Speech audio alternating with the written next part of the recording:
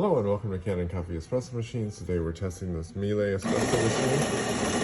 And let's go ahead and pull a shot.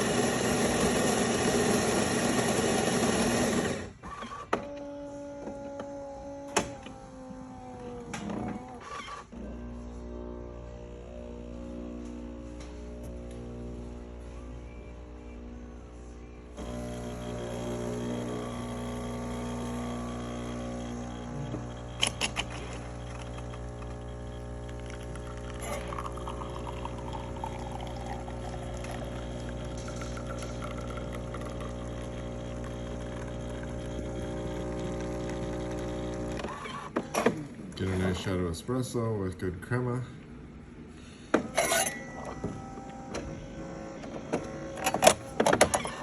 And this is the thing we fixed.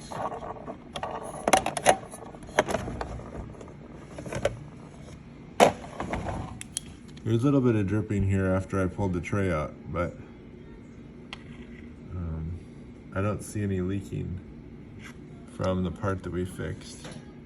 So we did an epoxy on the inside of this part, and then we put this special sealant tape over the top of it.